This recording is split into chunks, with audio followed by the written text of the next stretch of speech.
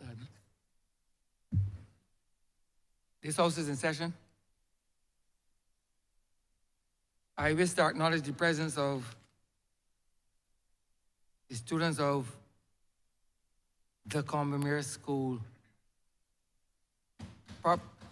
better known as the University of Waterford, along with their teacher, Miss Danielle Ford. I also wish to acknowledge the presence of Tejia Gorin Brewster and her mother, Miss Stacia Gorin. I hope that you all find this session productive and enthralling. I know that there are some persons who are members of this honorable chamber, when they hear the school, Combermere School, it arouses a degree of jealousy, but that is understood. That is understood because there's no better school in this country called Barbados than the Combermere School.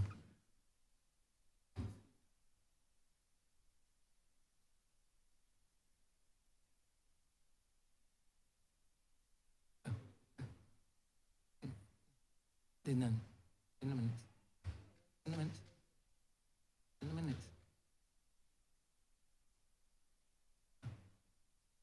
Mr. Speaker, I noticed that you moved straight to notices in your enthusiasm before we look at the minutes, but sorry, I beg to move that the minutes of the meeting held on Tuesday, January 23rd be deferred.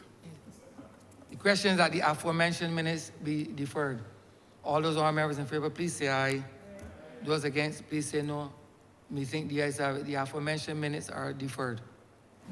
Mr. Speaker, I'm not sure if you have any other announcements. No, they're not contained therein. Messages from Her Excellency the President, petitions, papers. Honourable member for St. Joseph. Mr. Speaker, I'm commanded to lay the Barbados Water Authority Water Protection Zones Order 2023.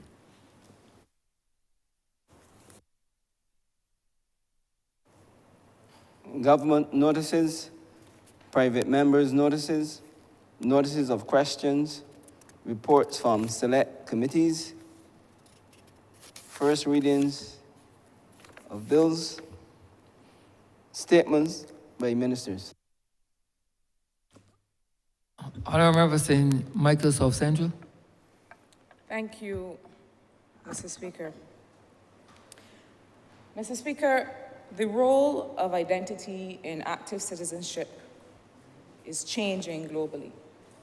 Decades ago, countries that offered national identity documents did so with a simple paper document or card, which carried only basic identifying information. Those that bore photos allowed only a simple visual recognition process by the authorities, wherein the bearer of the ID presented it to another party, who relied on a very rudimentary scan of the document to see whether it looked legitimate, whether it bore the general color and dimensions of the state-issued document, and whether the photo it carried looked generally like the individual by whom the card was being presented. Both this process and the associated documents could offer little security, they could offer little reliability, and certainly they offered no further functionality for either the individual in possession of the card or the institution. Simple paper ID cards such as that previously in use in Barbados were in theory and in practice highly susceptible to manipulation and forgery. Any individual who was sufficiently motivated and in possession of a laminator could reproduce such a card, leading to early cases of identity theft long before the risk of this type of theft had become as pervasive and as sophisticated as it now is in today's online environment. So for us in Barbados, the notion of identity is also inalienably linked to rights and to access to goods and services. National identity cards have been in use in Barbados since the year 1979. Article 3 of the 2021 Charter of Barbados affirms the right and duty of every Barbadian, and I quote, to participate in the economic, political, and social life of Barbados as an expression of active citizenship, to vote and seek public office in accordance with the laws of this country. So the process in which national identity cards are issued also serves as a national registration process under the Representation of the People Act for the purpose of participation in elections. Mr. Speaker, for Barbadians, the issue of national identity and the means of identification are bound up in who we are, how we participate in all expressions of democracy, how we enjoy our rights and exercise our responsibilities, and how we participate in social and economic life and secure our well-being. A national identity document is, for us then, not just a piece of paper or plastic. If we make it so, and if we take advantage of all the opportunities, it can be far more useful and empowering and holds the potential to improve our lives and expand our choices. And just how can this be accomplished by an ID card? The past decade has revolutionized the expectations of citizens and governments of what national identity cards can deliver. And as a result, such cards have undergone a tremendous transformation. Simple paper cards that must be presented in person and can only work for single identification applications have now given way to smarter digital IDs that include a microprocessor for more robust document verification, online authentication, and signature. This new generation of computerized national identity cards offers one of the best options in identity theft protection. These digital IDs, e-IDs, where you have the use of a physical card attributes in an online environment, and mobile IDs, their use on a mobile device, also enable governments to implement online applications such as e-government solutions, giving citizens access to public services with the reassurance of more robust security than currently exists. These forms of ID enable better protection of citizens, particularly given the number of transactions we perform online and how exposed those might make us. A single card can therefore offer many applications, from enabling the user to file their taxes to giving them access to state benefits. The ID number in these cases may act as a single identifier that allows the individual to present only once to government for the purpose of the first transaction, and thereafter have their basic identifying data saved across government service institutions so that they need not complete multiple forms and submit information on multiple occasions. So in business, digital ID cards enable financial services and telecom companies to fulfill Know Your Customer or KYC requirements, removing from the customer onerous conditions related to presenting multiple forms of ID and separate proof of address documentation.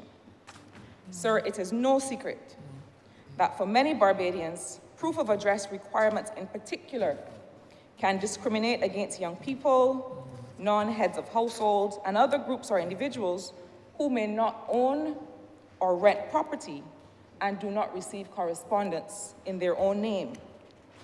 In such situations, digital IDs offer financial institutions and others a proof of address that would be verified prior by the state, and that each registered individual in possession of a card may use reliably and in lieu of a utility bill or other paper proof of address, thereby removing, sir, what is now a burden for many Barbadians. It is the provision of these benefits, together with other practical considerations, which served as the basis for a decision by the Cabinet of Barbados in February 2019, I quote, that the Barbados National Identification, ID, be replaced by a digital ID with more advanced technical capabilities. In order to bring effect to this decision, the Barbados Identity Management Act, or BIM Act 2021, was passed, and it was proclaimed in March 2021.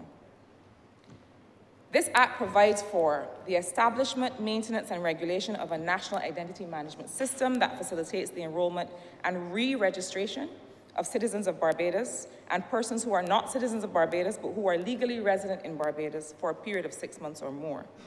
It provides for the compilation and maintenance of a database of such persons to be known as the National Register, for the issue of new identification cards and national identity credentials to each person registered in the National Register.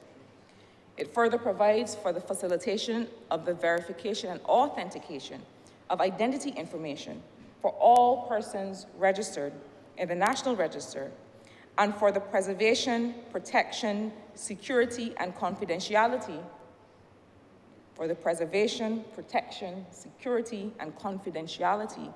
of the National Identity Management System.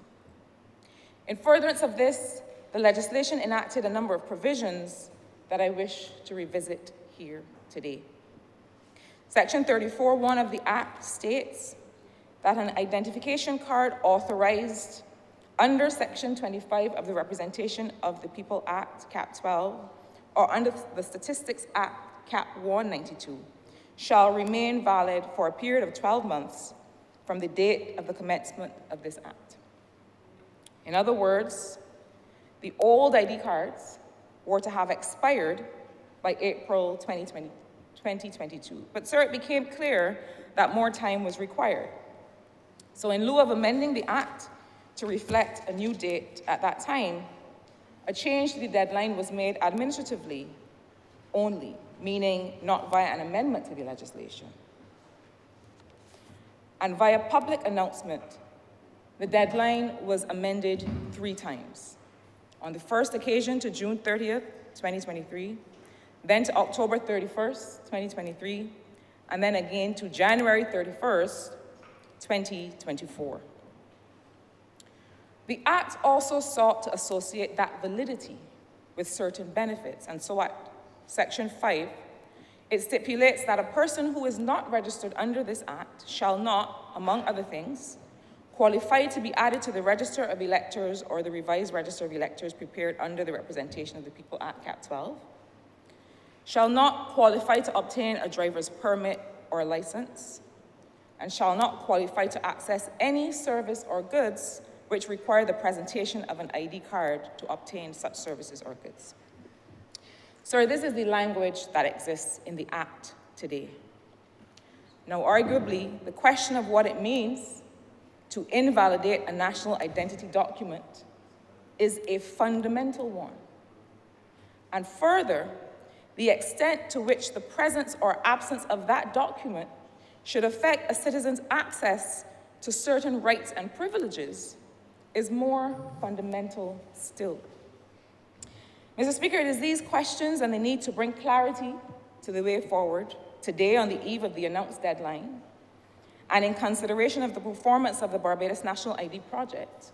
It is these questions, sir, that bring us here today. Starting in early 2017, 82% of all countries issuing national ID cards implemented digital ID programs. Sir, I will repeat that. 82%, starting in 2017, of all countries issuing national ID cards opted to begin the implementation of digital IDs in their stead. And other countries have taken and retain to this day the mandatory approach that the BIM Act originally takes. Passed on 20th of June 2019, the 2019-1157 EU regulation, European Union regulation, gives its member states 2 years to implement ID cards with security features aligned with those of passports.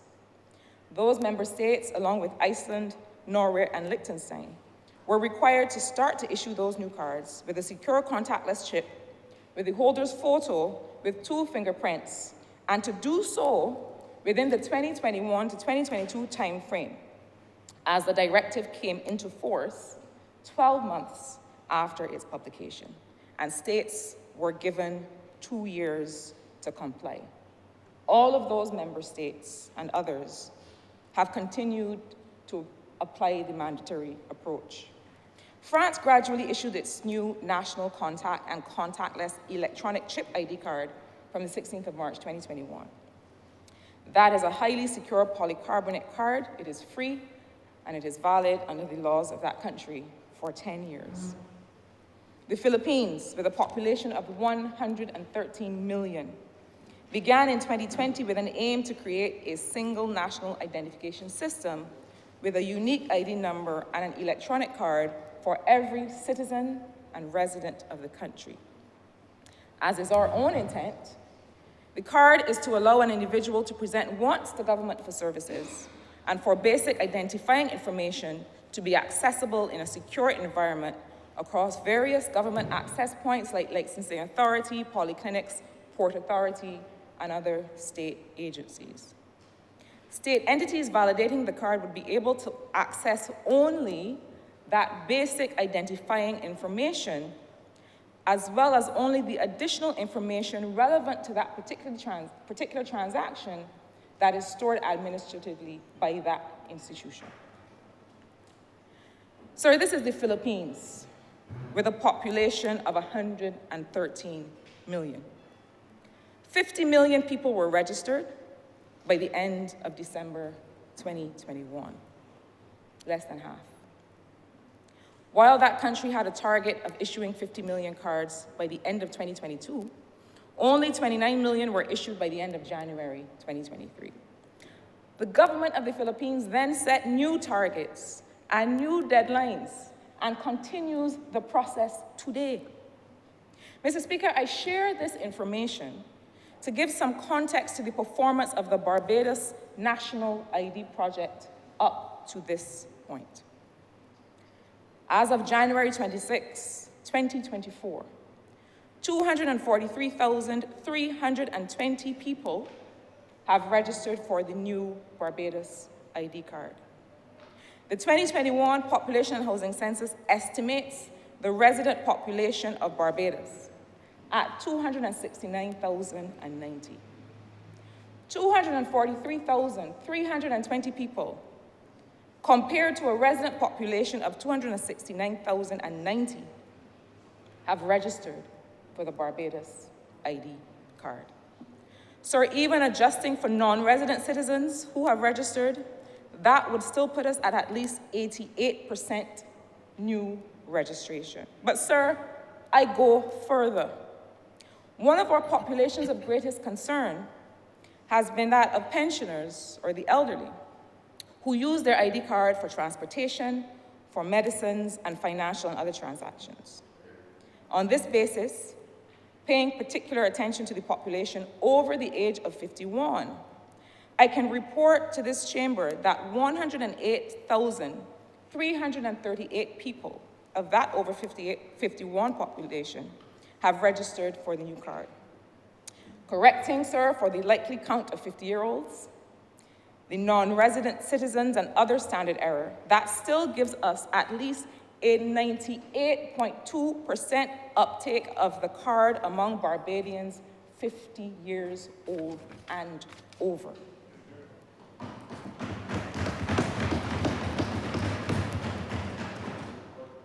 It has been my judgment, Mr. Speaker, supported by the Cabinet of Barbados, that this overwhelming uptake of the digital ID by Barbadians means that this government need not act as an irritant to even a handful of Barbadians by insisting on mandatory adoption of the digital ID card, nor run the risk of disenfranchising those most in need of government services.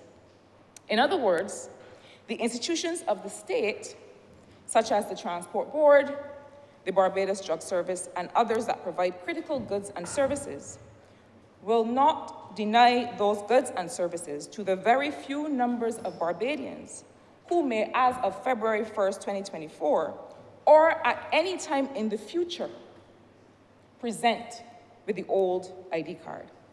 Furthermore, we have had discussions with the Central Bank of Barbados, which has agreed with us to take a similar approach in dialogue with the financial institutions which they supervise. To be clear, sir, the deadline has not been extended. The deadline has now been removed. As of February 1st, 2024, the Electoral and Boundaries Commission returns to its normal operations and regular registration process. People may come at their convenience to collect printed cards, to register, or carry out any other business with the EBC. The removal of the deadline also necessarily rescinds any conditions related to the need for a new ID in order to obtain a driver's license or access any other goods and services referenced at Section 5 under obligation to register. Mr. Speaker, I consider that this is a step taken based on mutual trust between this government and the people of Barbados. And what do I mean by that? These numbers of people registered for the new ID card, which I have just shared with you, demonstrate that through the very healthy debate and questions people have had, and fairly so, about the adoption of the new card, Barbadians have shown not just confidence in the capacity of the government to deliver, but an enthusiasm for the ways in which the card will make all our lives easier. Similarly, confident that we are going hand in hand together towards this modernized system, the government sees no need to be inflexible or needlessly punitive with the very few who, for whatever reason, may today remain without the card. We equally are trusting that the 243,000 who will now be in possession of both cards will treat the old one purely as a memento, retire it from their wallets, save it in a time capsule for grandchildren. You no longer require it. Sir, once again, Barbadians have demonstrated maturity, solidarity, and a desire to step boldly into the future they want. Other countries with mandatory registration cannot report this degree of success, sir, so I do not believe that this has been wholly about the deadline and its enforcement.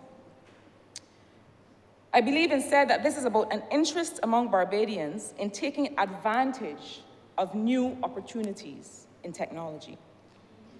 I do expect, however, that Barbadians will increasingly find it more inconvenient to do business the longer they retain the old ID card. While it will still allow access to basic services, as more conveniences are increasingly afforded via the digital ID card, like not being required to present multiple forms of ID or separate proof of address to your bank, the old ID will simply and quite naturally lose any value to those who hold it. And when it begins to fade or peel and is not accepted, as you and I know, Mr. Speaker, has been the case for years, because of illegibility brought on from wear and tear, the replacement ID will be a new one. Mr. Speaker, true democratic partnership between the state and citizens means that people's trust is earned based on demonstration and based on evidence. A card that brings real value and is administered within a secure framework need not be mandatory. And why? Because, quite simply, people recognize value. And when government is able to deliver on a suite of secure and convenient services available through the digital ID, as we will, I am confident that people will quite naturally continue to register and receive their digital ID cards. This partnership also means a commitment among us all to honest, level-headed communication in all quarters. Sir, there is nothing to be gained by this government or anyone else in knowingly exposing our population and our systems to risk. We commit to exploring and addressing all matters of risk, security, and privacy based on evidence and based on global standards, and continue to invite qualified partners locally and internationally to share with us constructively their guidance and experience so all Barbadians may benefit. Mr. Speaker, not all things that are relevant to this discussion can be said in this single statement, but soon we will share some proposals for how we might best strengthen those partnerships and the mechanisms for hearing from each other hearing from each other, sir, and developing policy and action together. Mr. Speaker, a change to the legislation will be required to give effect to this intent. However, it has further been our judgment, mine and that of the Honourable Attorney General with the support of the Cabinet, that we will take the time and care necessary to properly review the Barbados Identity Management Act 2021 in order to make these amendments, as well as to clarify other matters that may have been perceived as requiring clarity, such as the fact that there is no cost associated with first issuance of the digital ID card. Any first ID card, both minor and adult, and whenever issued, is free of cost. Amendments will be made to the Act to this effect, where this had always been the intent, but where the language may have given rise to some ambiguity. Mr. Speaker, without prejudice to the discussion and eventual decision of the Cabinet, I can, through you, take this chamber and the people of Barbados into my confidence by advising that we will also revisit aspects of the legislation that relate to the period of validity of the card, fines associated with failure to advise of a change of address, and any and all other matters that we may wish to newly consider. So permit me then, sir, to turn briefly to the next steps. First, to say something about the online application process. And sir, in these matters, I believe that we must speak frankly and clearly. The online registration portal was launched in August 2022 and taken offline in February 2023 because it did not work well. Less than a third of the 17,000 attempted online registrations imported successfully into the EBC's card production system, in particular because of readability of photos and signatures. Those whose registrations failed online were invited via email to the Electoral and Boundaries Commission to complete their registration and were issued Trident EID cards. The online registration process will not be reintroduced until these issues are fixed and tested. Sir, apart from the elderly, another population of concern is people living with disabilities. EBC has had a dedicated system for receiving information from those individuals and deploying registering officers to find and register them in place. That will continue, and we will be more systematic about sharing contact information for those who may wish to have this service and may have been finding some difficulty in doing so. EBC will now move to the stage of validating the addresses of those who have re-registered. Mr. Speaker, I wish to make clear here that this is a standard electoral function and practice with respect to the register of voters. Address verification is done on a rolling basis and has for decades been used to maintain the integrity of the voting system by address and by constituency. The process itself is not unique to the new ID, though on this occasion, all new registrants, not just electors, will have our addresses verified. Why? Sir, this is required if the information on addresses must stand as a true representation of proof of address, as it must for financial institutions, utilities, and others. The only way to remove the burden of having to provide multiple forms of ID and constant proof of address is to have a single address verified once and for all. And that is the next stage in this process that the EBC will undertake. So now to the meat of the real functionality of the card. This is provided via 3 forms of the digital ID. The physical card, which employs PIN and chip technology. And the next phase is to allow the information protected by the PIN to be accessed by institutions, businesses, and card holders themselves, and to allow access to the chip by developing an e-card integration framework. Second, the Trident online ID and digital signatures. And third, the Trident mobile ID, which provides a virtual representation of the EID card on a mobile device so that the physical card need not be presented, and it also allows for remote identification served from the comfort of your home. A person can prove who they are without having to be there in person. So this technology is now being developed and in some cases requires alignment with existing legislation such as the Electronic Transactions Act. Mr. Speaker, this is in many ways the beginning of a journey. We will soon share an action plan, engage in regular conversation with Barbadians relative to each stage of this rollout, the various benefits and other considerations, and we will make sure that we benefit from hearing the concerns and the input of all. Sir, I thank my colleagues who came before me and worked toward this major national transition. The honourable members for St. Philip West and St. Michael North, who, like those who must have led this work in the Philippines, in France, in South Africa, in Belgium, in Australia, in New Zealand, refused to be defeated by the necessary delays and frustrations of an entirely new process and by the sheer magnitude of the undertaking, and who believed, like I do, in the value of experimentation and even, yes, in the positive attributes of early failure and quick correction, provided that no Barbadian is, as a result, disadvantaged or disenfranchised. The Chief Electoral Officer, the EBC's project lead, Mr. Kenroy Roach, Ms.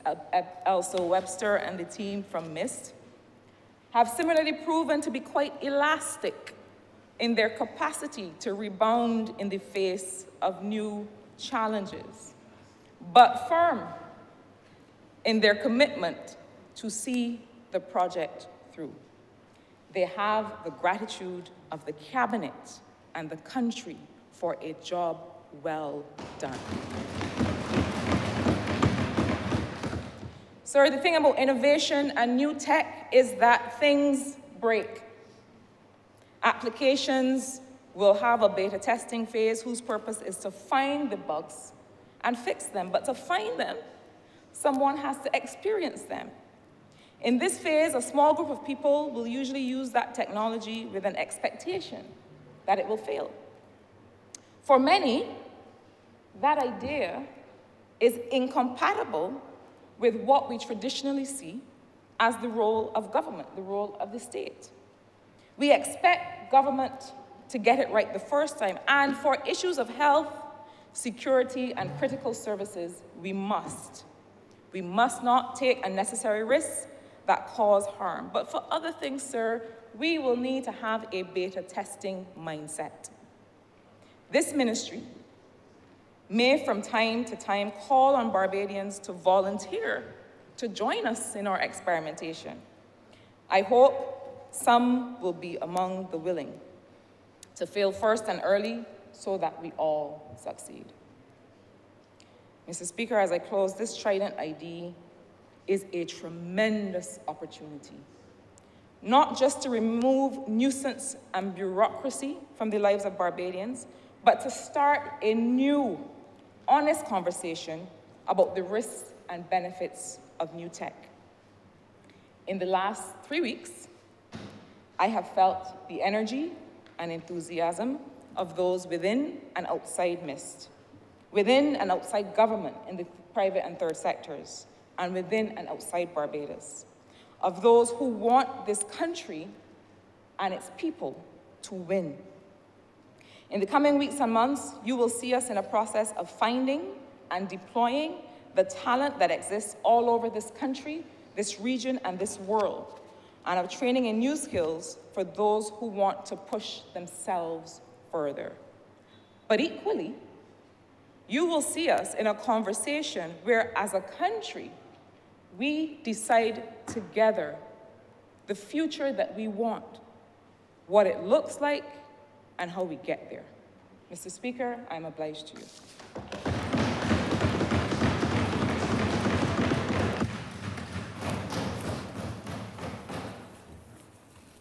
congratulatory and/or obituary speeches, personal explanations, motions for leave of absence, oral replies to questions, notices of motions for the adjournment of the House on matters of urgent public importance, orders of the day. Honourable Member for St. Joseph. Mr. Speaker, I beg to move the suspension of Standing Orders 6, 16, 18, 20, 42.5, 43, and 44 for the remainder of the day's sitting. The question is that the aforementioned standing orders be suspended for the remainder of the day's sitting. All those honourable members in favor, please say aye. Those against, please say no. Meeting, the ayes have it. The aforementioned standing orders are hereby suspended for the remainder of the day's sitting. Business, sir. Government business is the order of the day. Order number 7, in the name of the Honourable Minister of Industry, Innovation, Science and Technology, to move the second reading of the Cybercrime Bill 2024.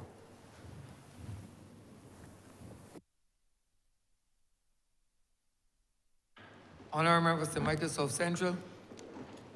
Thank you, Mr. Speaker. Sir, orders number 7 and 8 dealing with cybercrime and mutual assistance in criminal matters are so inextricably linked that I am seeking the House's permission to have them treated as a cognate debate. The question is that the two aforementioned bills be treated as a cognate debate. All those honourable members in favor, please say aye. Those against, please say no. Meeting, the ayes have it. The aforementioned bills will be treated as a cognate debate.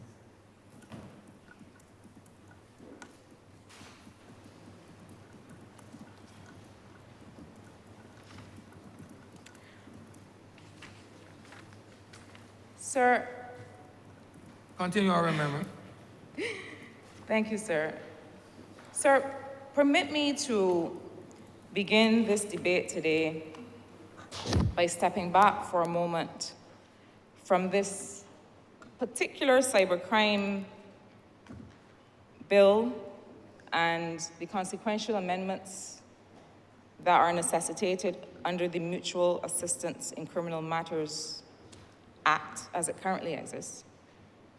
Permit me to step back for a moment to have a conversation through you with all of Barbados about broader issues of cybersecurity and how we protect ourselves collectively from the very real and potentially debilitating threat of attacks on our data, attacks on our online activity, attacks on government, on businesses, and even the very equipment and systems that hold up our social and economic lives. So globally, we are, like everyone else, dealing with global issues of geopolitical instability, fast developing and emerging technology that we first need to understand, to adopt, if we so choose, and in ways that suit us. And then once we feel like we understand, we agree that they serve us in some way, that we wish to adopt them for the purposes that suit us, then to make those technologies secure for our use, and the data that they generate or they gather secure for our use. Sir, we are similarly facing a skills shortage in this sector, and which I will come to in the course of this debate. And we are also facing rising shareholder demands, if you're a business, for security, and also rising regulatory demands that come rightly from the population and from businesses themselves. So in 2015, cybercrime damages were estimated to cost businesses and organizations $3 trillion in damage annually. That figure has now been increased to $10.5 trillion annually by 2025. So by 2025, it is estimated that cyber attacks and related incidents will cost us all $10.5 trillion annually. It is further estimated that 30% of the world's top of the world's top 560 websites are not secure. 30% of the world's, I'm told, I'm advised by those who track such matters, 30% of the world's top 560 websites that people tend to use, so the most popular, are not secure.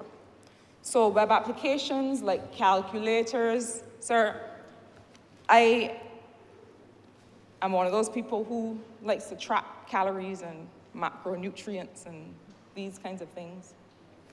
I believe the All Member for St. Michael West and St. Michael South do similar things in their fitness pursuits. So online calculators, Google Documents, email platforms, these things are all vulnerable to a variety of attack methods. So what kinds of things are these? We have things like SQL injections, and sir, you may notice that I'm taking well to the crash course that the others are engaging me in. So you have things like SQL injections where a hacker may use malicious code to get access to backend data that was not intended to be displayed. So things like login boxes, the information that you enter when you log in, search fields, sign up or registration fields, you enter that yourself. That is not meant to be publicly displayed, that is meant to go to a secure location, but there's certain injections of code that mean that somebody intercepts that information, and they're able to use it for their purposes. So they're similarly things like form jacking. So people put, again, malicious code into a web page, something like a payment page, where you might enter credit card data, and they access your financial information in that way. Sir, I will say here that I went online to make a payment recently through a particular telecoms company, and lo and behold, the landing page, the payment page, had changed. It was a different URL, so it's a different address that you see in the bar. The address did not even bear the name of that telecom company. It was a whole different scene. And I stopped. I called somebody from the company, and I said, please confirm for me that you have changed your payment portal. Here is a photo of what it looks like on my computer. Can you please confirm that that is what the payment portal is supposed to look like? Because here it is, you've gone and changed the portal, everything we experience, the URL and everything that we see, and the people of Barbados, your customers, are simply supposed to believe that. I would caution any Barbadian, and I made a suggestion to the company, can you please put out a release that says, our payment portal has changed, and this is what it now looks like. Sir, as I will come to later in my remarks, there are several places of intervention. There are several areas that are required to keep us safe in an online environment. State legislation, the matters that I will discuss in the cybercrime bill, or with respect to the cybercrime bill today, and other legislation that we have passed and will pass, that's just one part of it.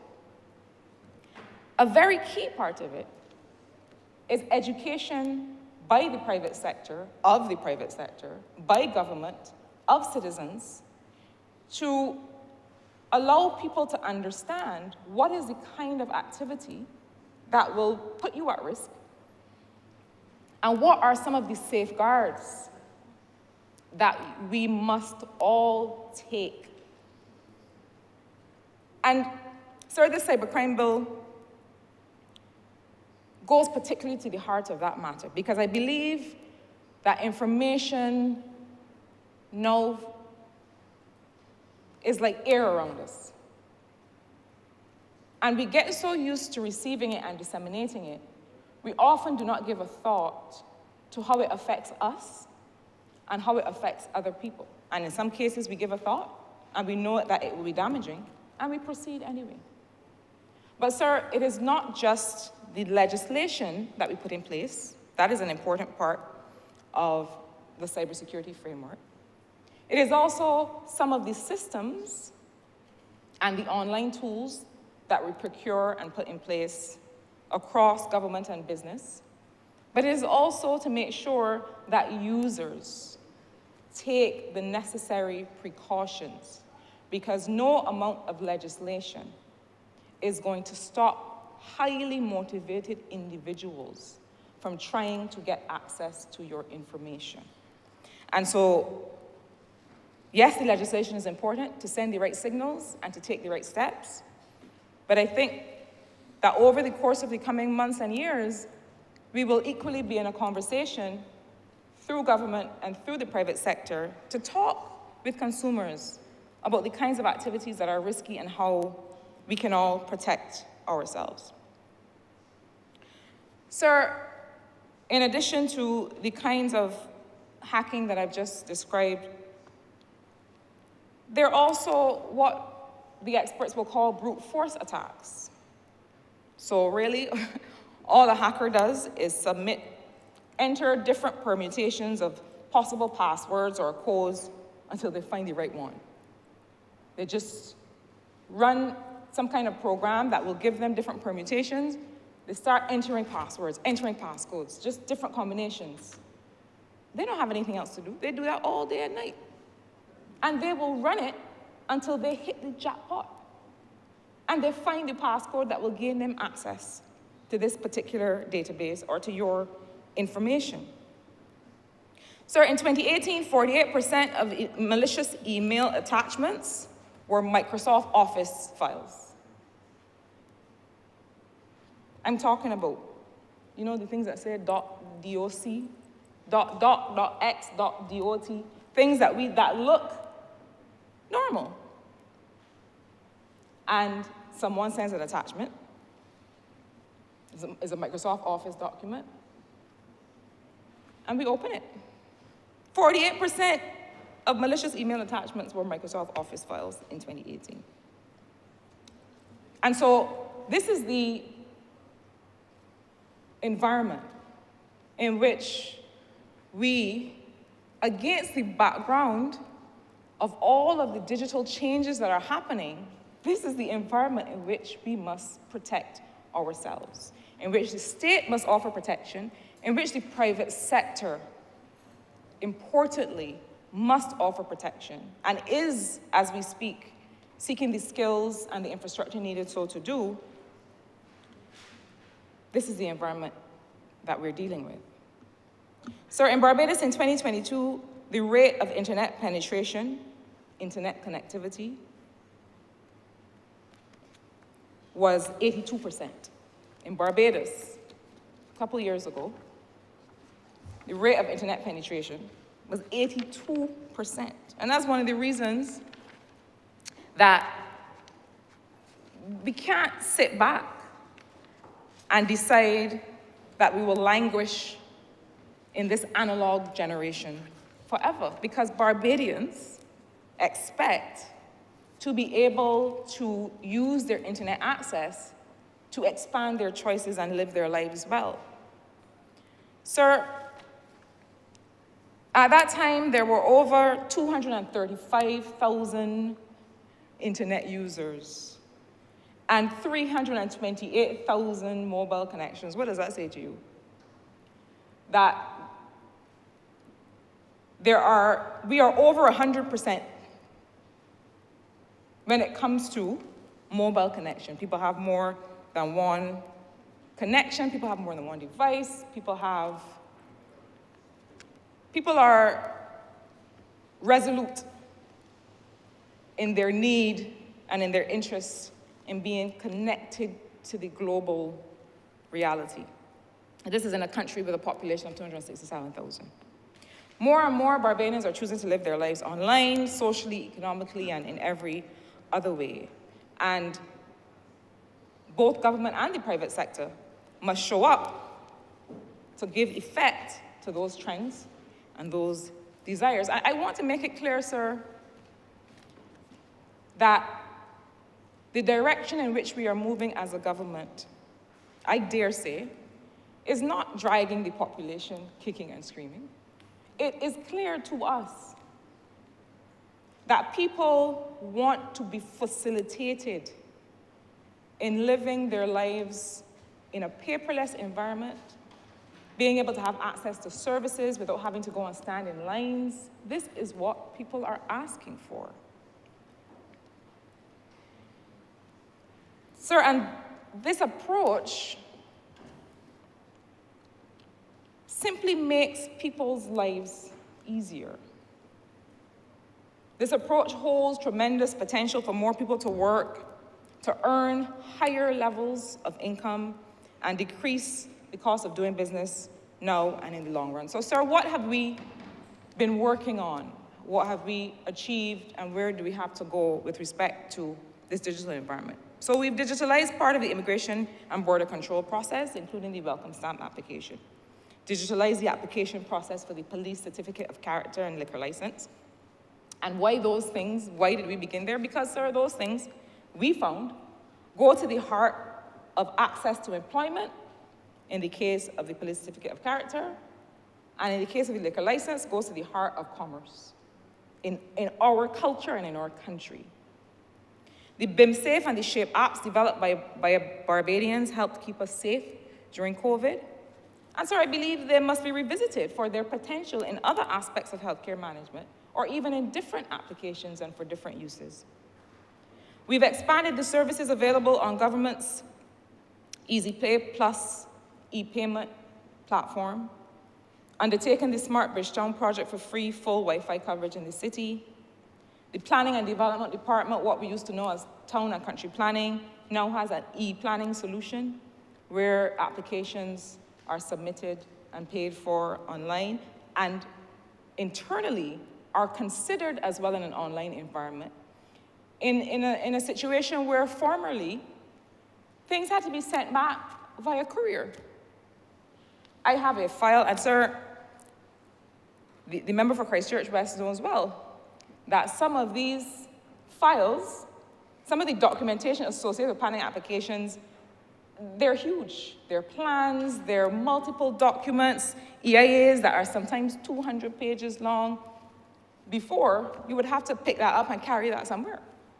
And now through the e-planning, I believe they're in a second version to improve even the services that were originally offered. That is no longer necessary. And then we have the digital ID. But we have so much further to go to full operationalization of e-government with core services available online, to digital health and education access and products, to global monetization mechanisms for local online businesses with respect to products, services, and intellectual property. What do I mean by that? We have a bit of a gap in opportunity when it comes to how young Barbadians especially are able to monetize their products, services, and creations in an online environment. So we know that there's quite a bit of money to be made among people who, by virtue of their influence in a particular population, then attract advertising interests, are paid for those ads, and are able to generate income in that environment. And there's much more, much further to go in availing our young, and sometimes not so young people, of the opportunity to be a part of that global marketplace. And currently, there are still some global financial and other challenges that prevent that. But we must be able to go further and to make those opportunities available to all. So for all of this, and importantly for the cybersecurity framework that must envelop all of this, we need to continue to invest in and scale up the cybersecurity and other tech training that we have already started. So we are right now underskilled in this area, and I know that that comment is going to spark a lot of representation that this number of people have graduated from UE with this particular certification and so on. That's not what I mean. We are right now underskilled in this area, in part because these fields are extremely dynamic.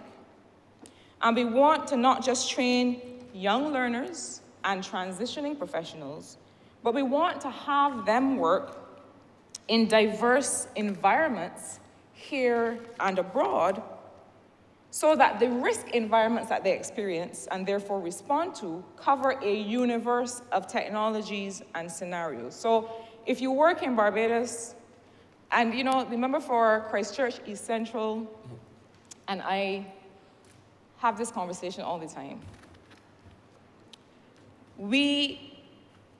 Barbados has benefited from extremely sound economic governance for most of our lives, with a bit of a chasm in between, and then now again, since 2018. And we are grateful for that. We are grateful for that. But if you're an economist, excited to roll up your sleeves and do some work, well, I dare say Barbados is not the most challenging environment in which to do that. And why? The universe of problems that we have is very, very small. Some months ago, the member and I met at the time he was new, IMF representative for the area. He will more properly know how to call it at this time. These things have evaporated a little bit from my memory. But he is from Argentina. And as we were talking to him, there was a bit of jealousy in the conversation, because if you've worked as an economist in Argentina, then you have seen some things. I draw that parallel, sir, to say that when it comes to cybersecurity and other tech experience, those people who are coming through our systems, and they are talented. We, EBC, engaged the help of students from the Barbados Community College when the online transaction portal was giving some difficulty. And they stepped right up and they showed that they are able to operate in this space. But we want people to leave, work in multiple environments, understand what different types of risks look like, and then once they return, we have the benefit of that varied experience. So, sir, to be clear, our national cybersecurity strategy highlights several areas of simultaneous action that are required. And appropriate legislation is only one area of this action, and I will come to some of the others during the course of my remarks. So, sir, in the area of legislation, we know that the Electronic Transactions Act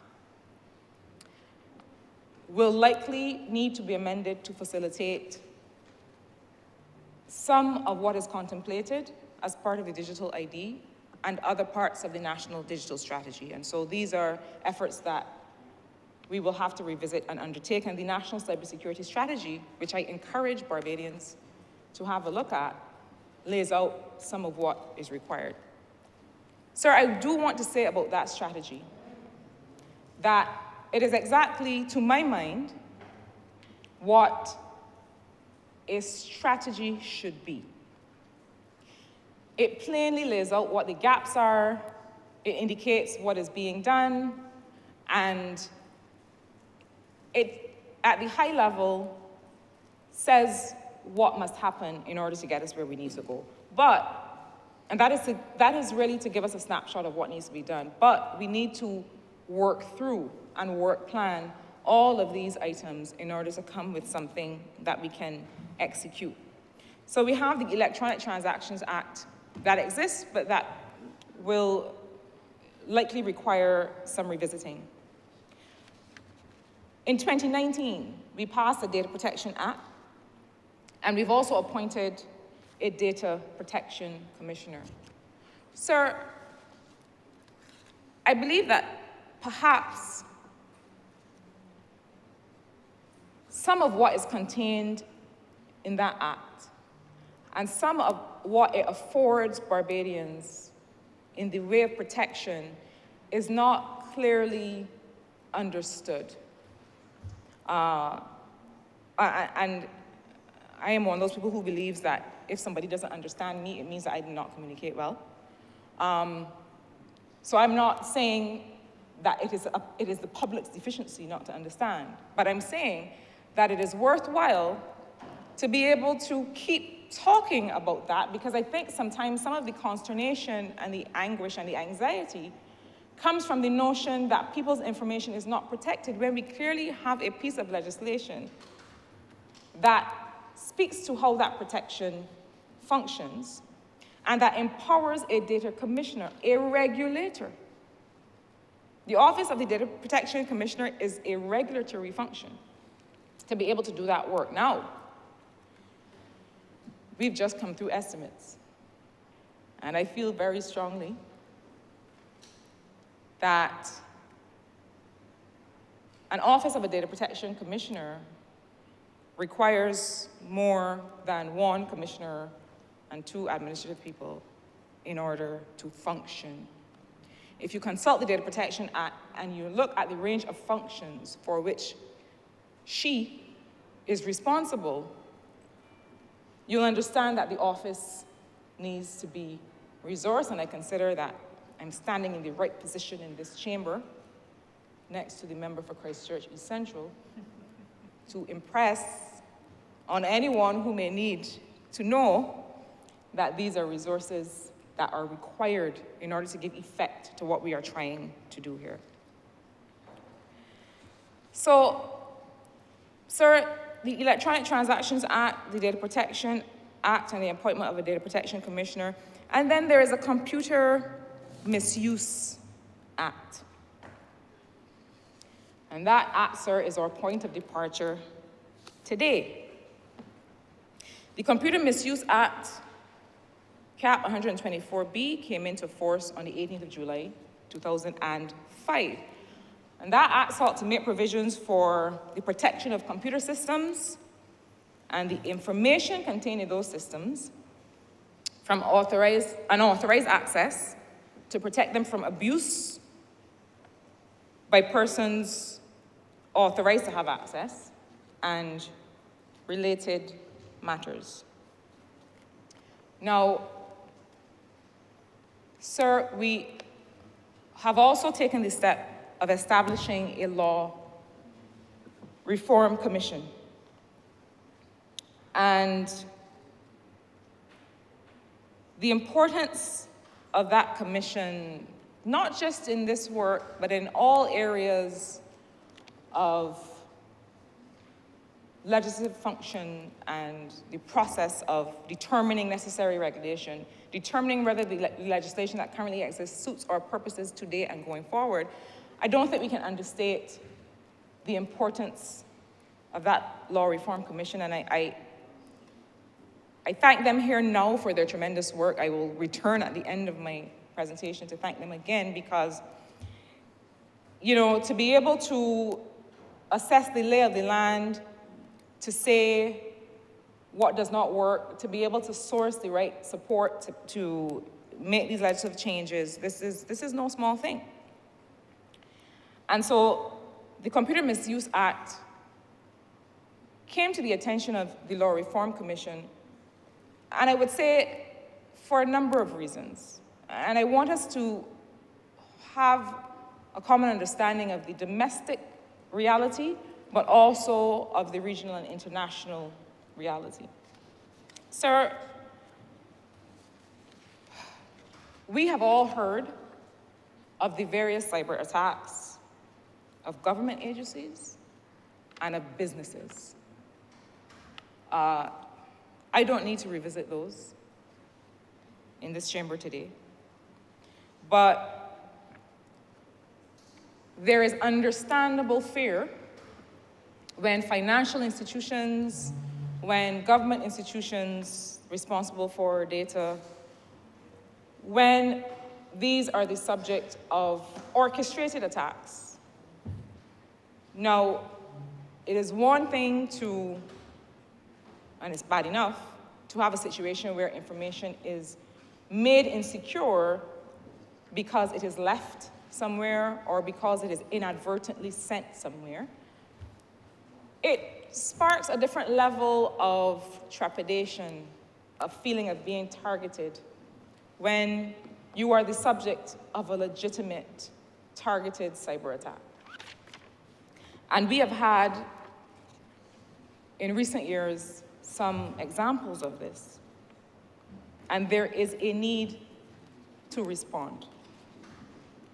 But there is something else that necessitates this conversation here today. And that is what one might consider the indiscriminate use of personal information for the purposes of taking advantage of an individual or for the purposes of harassing or bullying an individual, or for the purpose of having some financial or other benefit from a person's private information. Sir, I feel as if we have regrettably come to a point where there is scant respect for information. And I say we, meaning all of us. Because I get something on my phone does not mean that it passes the test of that which should be transferred, or that which should be shared with a third party, or that which should be the subject of wide discussion. I fear that because information is so accessible, we almost feel like hitting send absolves us of any responsibility. Well, I didn't write it, I didn't create it. It's almost like when you go in a store and buy something and it malfunctions and you take it back and the person says, well, I didn't make it. You have a responsibility for your role in that chain that has caused me to be affected by the transmission of that information. Sir, the Computer Misuse Act started to go some ways to address these issues that affect us locally. But to the extent that addressing cybercrime calls for legislative response to the newest in technology and technological approaches, to the extent that it must allow for international cooperation in matters where physical borders don't exist, they don't matter. Based on this, it's been adjudged by the Law Reform Commission that the Computer Misuse Act is woefully inadequate for 2024 and beyond. And so it is on this basis that the Commission accepted the offer of assistance from the Convention of Cybercrime of the Council of Europe, known as the Budapest Convention, which is the only binding international instrument relating to cybercrime, and which serves her as a guideline for any country that is developing comprehensive national legislation against cybercrime as a framework for international cooperation between state parties to this treaty. In other words, sir, these matters don't just require action at the domestic level, and they don't just affect us. In fact, in many cases, they do not originate domestically. They originate in many parts of the world and require the capacity to investigate, to operate jurisdictionally in other places. And so the Law Reform Commission thought then that it would be an appropriate time, given the offer of support, to compare the existing act with the requirements necessary to meet this convention. Now, I want to make it clear that the process was as follows. We determined locally that we were dealing with some challenges with respect to cybersecurity. and cybercrime that we needed to address. The Budapest Convention is the global standard for how countries address this, not just because someone has said so, but because it actually provides the framework for how, as countries, we cooperate to bring effect to these issues. So the Council volunteered assistance to the Commission to look at what were the deficiencies in the Act and to facilitate the drafting of a piece of legislation that was more contemporary, more modern, and would suit our purposes better. And so we had virtual workshops with representatives of the Commission, 2 draftspeople from the Office of the Chief Parliamentary Counsel were involved, and that was back in 2021. The Act was reviewed, a draft bill was prepared, and then we had a final meeting with the representatives at the end of 2021. And then further work last year in 2023, September, when the Council of Europe sponsored 3 workshops for judicial officers, police officers, prosecutors, service providers. The proposed bills, and sorry, take the time to go through these details because it is important to make clear that in this matter, as in all matters, we took the time to speak to experts globally, regionally, and locally. We took the time to consult with people who will have to enforce. We took the time to consult with people who will themselves be monitoring systems for cyber attacks. We took the time to consult with people in the private sector who offer such services internationally as well, and who were able to give their perspectives on what was being proposed. And so subsequent to the workshop, once these matters had been reviewed, the Chief Parliamentary Counsel's Department made some minor adjustments, and we find ourselves here today with the bill that is being proposed. So, sir, the Cybercrime Bill 2024 provides for the combating of cybercrime, the protection of legitimate interests in the use and development of information technologies, and I pause on that particular provision because I want to emphasize, and I will later in my presentation, that this cybercrime bill is meant to create offenses in cases where there is true criminal activity that is intended and taking place, but it is also designed to protect legitimate interests and development. It is not designed, and it is particular in its framing, not to criminalize or penalize those experts, those professionals, those service providers who are in the business of surveillance, of ethical hacking, by which I mean they try to break a system to see whether it will break.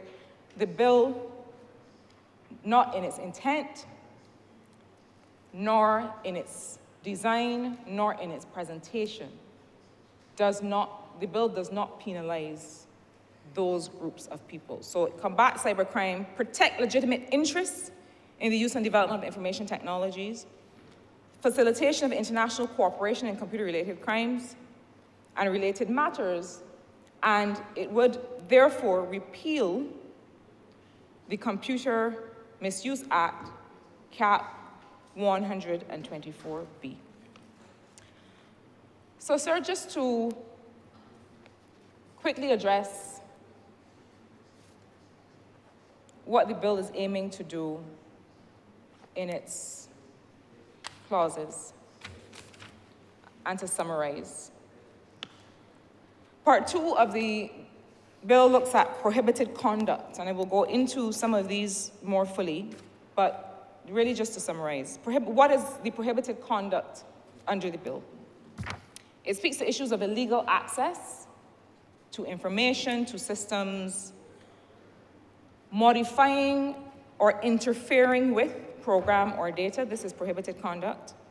Interfering with computer system, and I will go into details of the conditions under which those are considered unlawful or prohibited. Illegally intercepting data that you are unauthorized to intercept. The misuse of devices. Access with intent to commit a further criminal offense. Disclosure of access codes. The question of the treatment of critical information infrastructure systems is also addressed under the bill. The conditions under which one receives or gives access to computer programs or to data.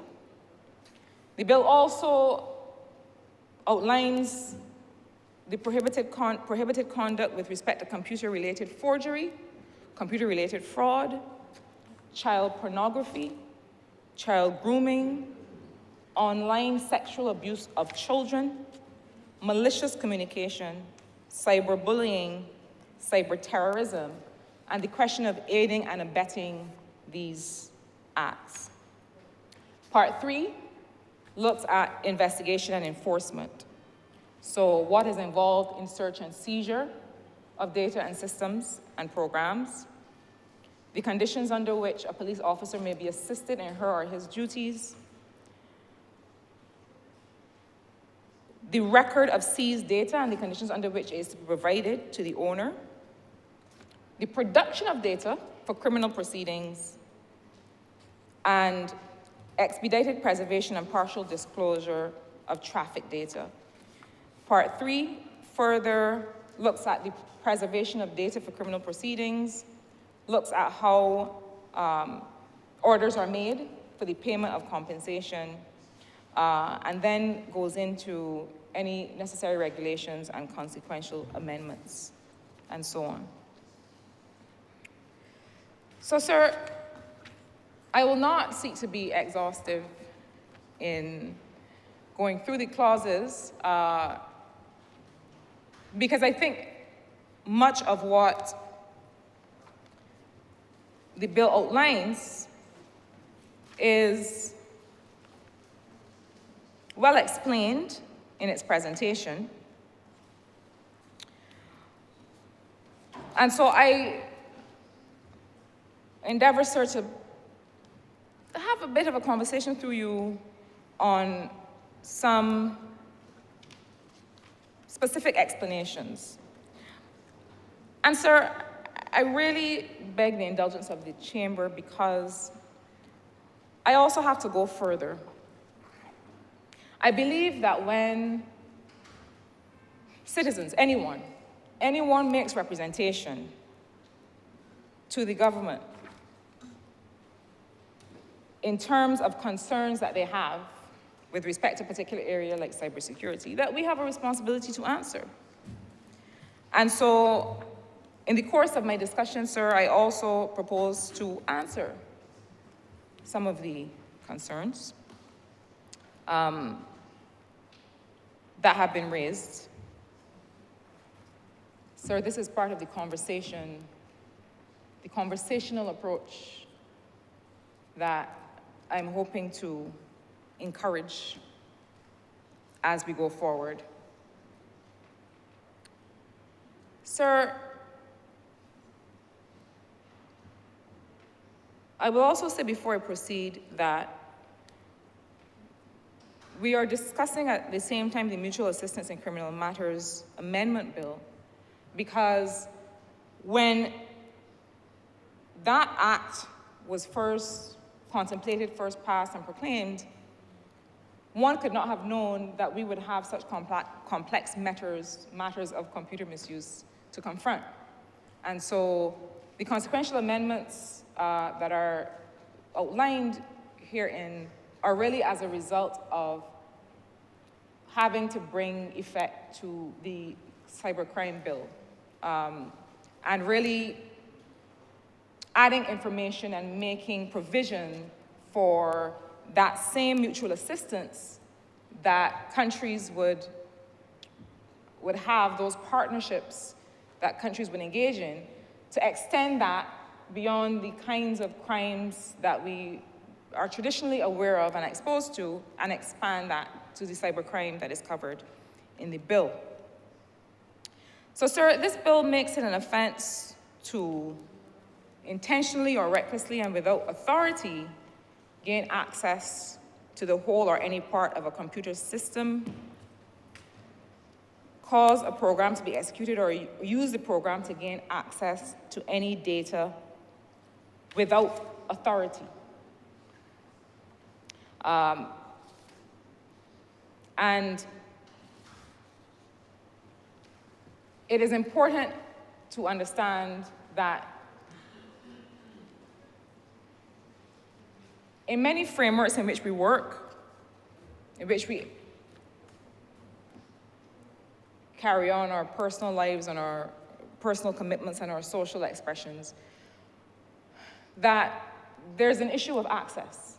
To get into a building, you're given an access card. If you don't have that card, if you don't have a key, if you don't have the means of entrance, if you have not been equipped with the wherewithal to gain access, it means you have to ask for permission. I think that is a general understanding that we have. If you determine that you would rather not ask for permission, and you gain access anyway, then that is without authority. Similarly, if there is a device,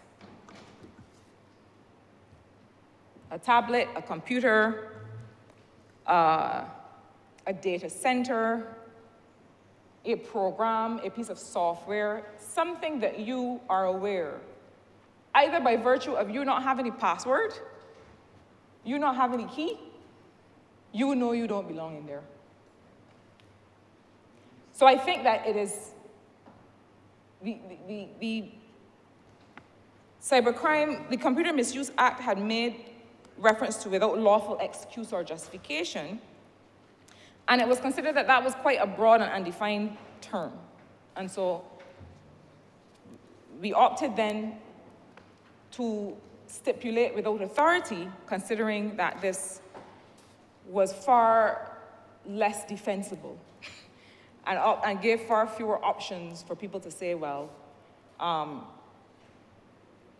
had an excuse or I had a justification, as they might have done under the former act.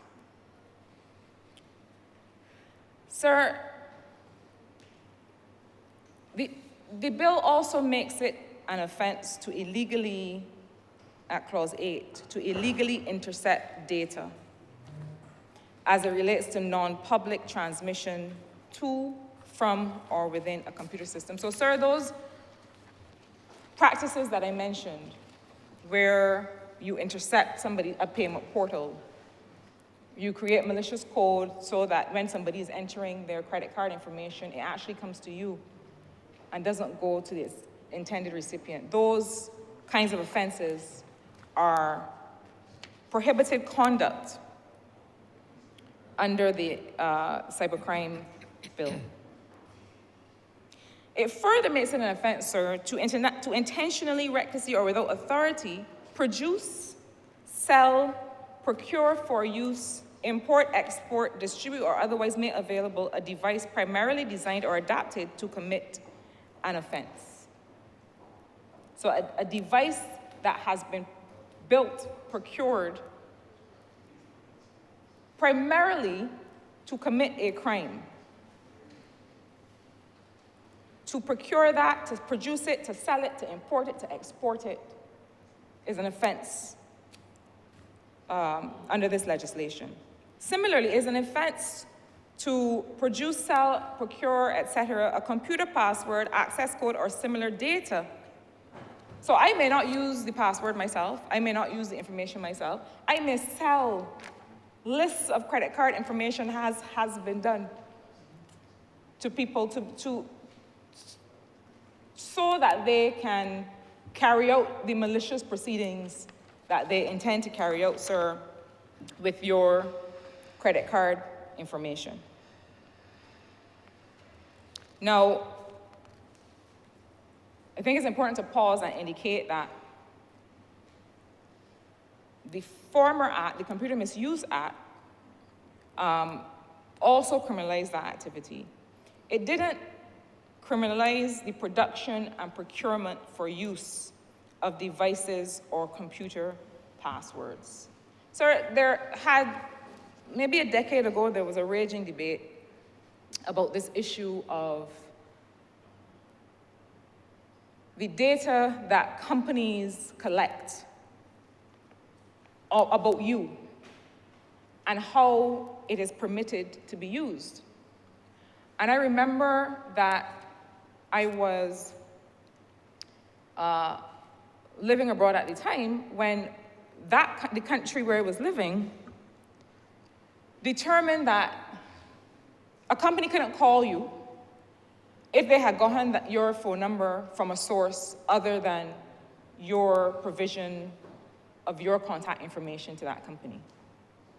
And so for example, there was new legislation that gave this opt-in or opt-out provision because they determined that if a company got your information by means other than your express permission, they could not benefit.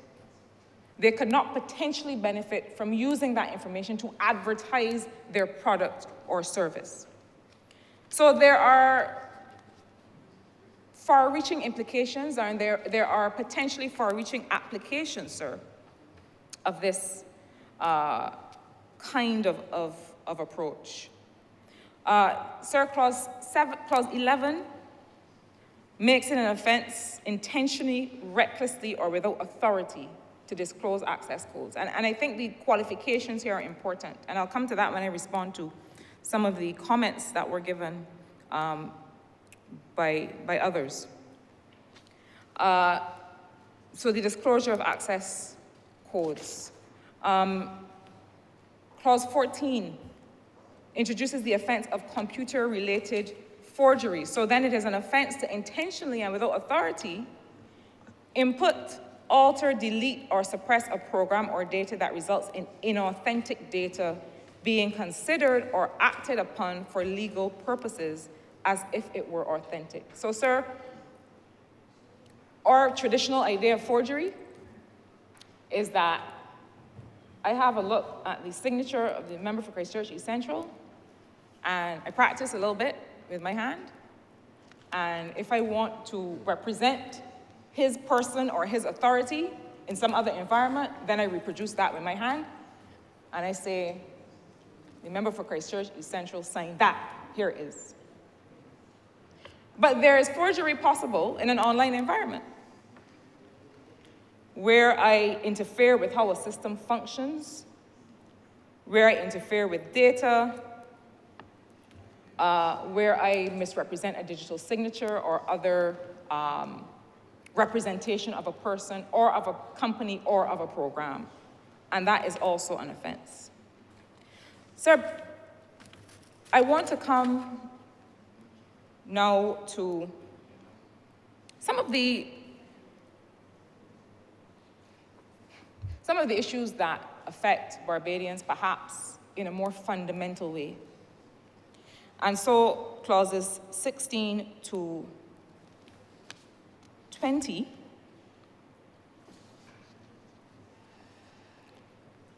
address issues of child pornography, child grooming, sexual abuse of children,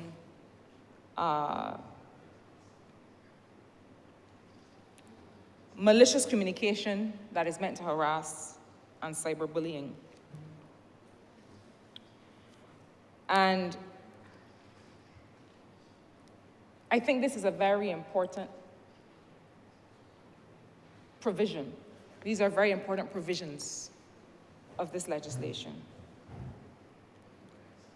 Sir, the Child Justice Bill and its accompanying legislation, the Child Protection Bill, have for some time been before the select committees for consideration, and I know have benefited from rigorous conversation. In everything that we do, in every environment in which children